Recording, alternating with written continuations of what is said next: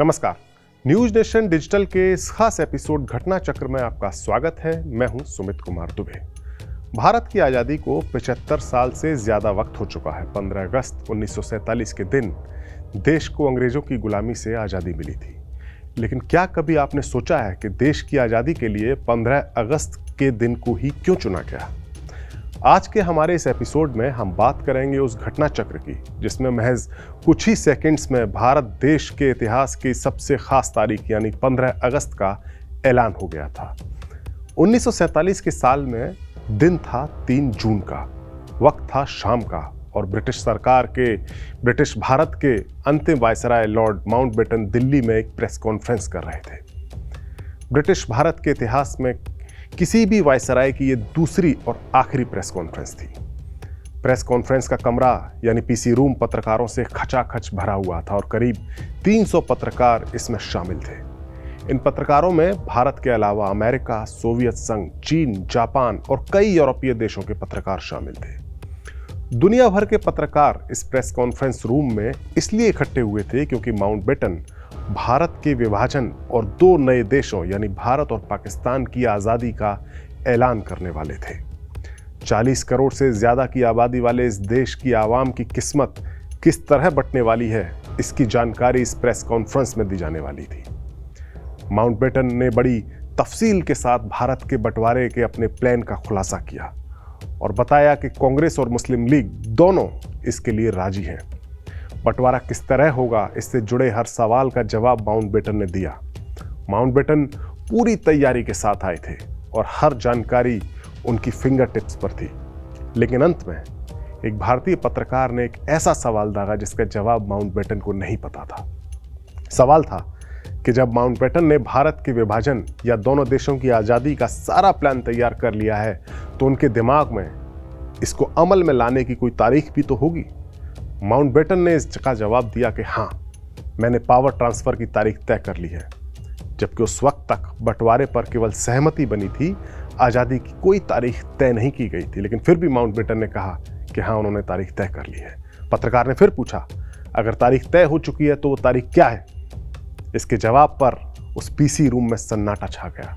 वहां मौजूद हर शख्स की निगाहें माउंटबेटन पर टिक गईं। कुछ सेकंड्स तक तो उन्होंने पीसी रूम की ओर देखा। उनके दिमाग में कई तरह की कैलकुलेशन, कई तरह की तारीखें चल रही थी जवाब देने के लिए। सितंबर का पहला सप्ताह, सितंबर का दूसरा सप्ताह, मिड अगस्त। और फिर वो पहिया रुक गया और उन्होंने जवाब दिया, भारत को जो फाइनल पावर ट्रांसफर होगा वो 15 अगस्त 1947 को किया जाएगा। कुछ ही सेकंड्स में इस तारीख को डिसाइड कर लिया गया। भारत की आज़ादी की तारीख का ऐलान हो चुका था। इतिहासकार डैमिक लैपियर और लैरी कॉलिंस ने एक बहुत ज़्यादा मशहूर किताब लिखी है, फ्रीडम एट मिडनाइट। इस किताब में लॉर्ड माउंटबेटन के हवाले से बताया गया कि आखिरकार उन्होंने कुछ ही सेकंड्स में भारत की आज़ादी की तारीख 15 अगस्त की तारीख का ऐलान कैसे कर दिया।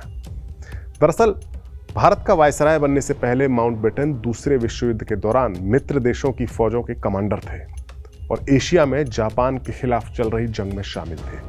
अप्रैल 1945 में जब जर्मनी हार गया यूरोप में तो ये जंग यूरोप में तो खत्म हो गई थी, लेकिन एशिया में जापान ने हार मानने में कुछ ज़्यादा ही वक्त ले लिया था और जापान ने जिस तारीख को सरेंडर किया था, जिस तारीख को जापान ने हार मानी थी, वो थी 15 अगस्त 1945। ये माउंटबेटन के जीवन के सबसे गौरवशाली दिनों में से एक था, जब उनकी कमांड में मित्र देशों की फौज के आगे जापानी फौजियों ने बर्मा के जंगलों में सरेंडर किया था। इस किताब के लेखकों को माउंटबेटन ने बताया कि 15 अगस्त के दिन जब जापान के सरेंडर की दूसरी एनिवर्सरी आने वाली थी 1947 में, तो उन्हें लगा कि इसी दिन एशिया में एक नए डेमोक्रेटिक राष्ट्र का उदय होना चाहिए और उन्होंने 15 अगस्त को भारत के इतिहास की सबसे अहम तारीख बना दिया, आज़ादी की तारीख। माउंटबेटन ने बताया कि वो जानते थे कि इस प्रेस कॉन्फ्रेंस के बाद महज 73 दिनों के भीतर भारत की आज़ादी की प्रक्रिया को पूरा कर पाना कितना चुनौतीपूर्ण काम होगा, लेकिन वो इसकी जिम्मेदारी को जल्द से जल्द पूरा करना चाहते थे। उनके इस ऐलान ने मानो एक बॉम्ब गिरा दिया हो। ब्रिटेन की संसद से लेकर बकिंघम पैलेस तक लोगों को यकीन नहीं हो पा रहा था कि माउंटबेटन इतनी जल्दबाजी में क्यों है। दरअसल दूसरे विश्व युद्ध के बाद एक महाशक्ति के तौर पर ब्रिटेन और फ्रांस का रुतबा खत्म हो चुका था और अमेरिका और सोवियत संघ के तौर पर दुनिया की 2 नई सुपर पावर सामने आ चुकी थी। ब्रिटेन के पास अपने एम्पायर को बचाए रखने की न ताकत बची थी और ना ही उसके पास इतना रुतबा था, और उस पर अपने उपनिवेशों को आज़ाद करने का दबाव बढ़ता जा रहा था। 20 फरवरी 1947 को लेबर पार्टी की सरकार थी ब्रिटेन में, और उनके पीएम क्लेमेंट एटली ने ब्रिटिश पार्लियामेंट में ऐलान किया था कि भारत को 30 जून 1948 से पहले आज़ाद कर दिया जाएगा। यानी माउंटबेटन के पास भारत की आज़ादी की तारीख को तय करने के लिए 30 जून 1948 तक का वक्त था। वो कोई सी भी डेट्स इसमें डिसाइड कर सकते थे, कोई सी भी डेट दे सकते थे, लेकिन उन्होंने अंग्रेजों के भारत छोड़ने की तारीख का ऐलान उससे कहीं पहले कर दिया होगा। दरअसल 1946 और 1947 के 2 ऐसे साल थे जब भारत में सांप्रदायिक तनाव अपने चरम पर पहुंच गया था। देश के भीतर जिन्ना की पार्टी मुस्लिम लीग मुसलमानों के लिए एक अलग मुल्क यानी पाकिस्तान की मांग जोर शोर से उठा रही थी, और 1946 में तो उनके डायरेक्ट एक्शन की कॉल ने देश में जबरदस्त सांप्रदायिक दंगे करा दिए थे।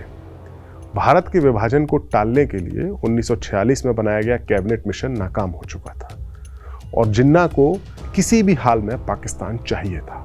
भारत में हिंदू और मुसलमानों के बीच लगातार बढ़ रहे तनाव के बाद ब्रिटिश हुकूमत को यह एहसास हो गया कि इस मुल्क में शांति के साथ कोई समाधान खोजना कितना मुश्किल काम है, और ब्रिटिश हुक्मरानों ने भारत में होने वाली हिंसा की नैतिक जिम्मेदारी से बचना चाहते थे ब्रिटिश हुक्मरान। लिहाजा उन्होंने माउंटबेटन को जल्द से जल्द भारत से अंग्रेजों की विदाई का रास्ता सुनिश्चित करने के मैंडेट के साथ अंतिम वायसराय बनाकर भेजा, और माउंटबेटन ने काफ़ी मेहनत और चतुराई के साथ मुस्लिम लीग, कांग्रेस और सिखों की लीडरशिप के साथ भारत के विभाजन का फॉर्मूला तैयार किया और उन्हें इस पर राजी भी किया, और 15 अगस्त की तारीख तय करके उन्होंने करीब 200 साल के ब्रिटिश राज की विदाई पर अंतिम मोहर लगा दी।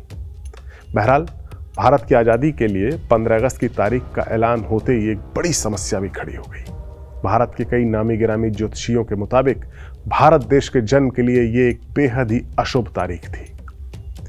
काशी के विद्वान पंडितों ने ऐलान किया कि इस अशुभ दिन पर आज़ाद होने की बजाय, इस अशुभ घड़ी पर आज़ाद होने की बजाय बेहतर होगा कि भारत एक दिन और ब्रिटिश राज की गुलामी सहन कर ले। फ्रीडम एट मिडनाइट किताब के मुताबिक कलकत्ता के स्वामी मदनानंद ने अपने ज्योतिष गणनाओं के आधार पर माउंटबेटन को एक चिट्ठी लिखी और उन्हें आगाह किया कि अगर भारत 15 अगस्त को आज़ाद हुआ तो देश में अकाल, बाढ़ और महामारी फैल जाएंगी, और इसके लिए 15 अगस्त की अशुभ तारीख ही जिम्मेदार होगी। बहरहाल माउंटबेटन पर इसका कोई असर नहीं पड़ा इन बातों का, और देश की आज़ादी की तारीख 15 अगस्त ही रही। अब आपके मन में एक सवाल और आ सकता है कि जब भारत अपनी आज़ादी की वर्षगांठ 15 अगस्त को दिन मनाता है तो पाकिस्तान की आज़ादी की सालगिरह 14 अगस्त को क्यों मनाई जाती है?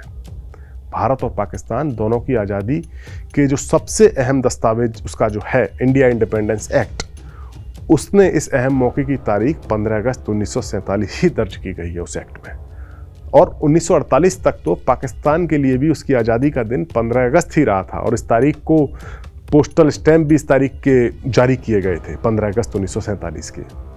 दरअसल हुआ यह था कि दोनों देशों की पावर ट्रांसफर की सेरेमनी अलग अलग शहरों में होनी थी, भारत की दिल्ली में और पाकिस्तान की सेरेमनी कराची में, जो उस वक्त पाकिस्तान की राजधानी थी।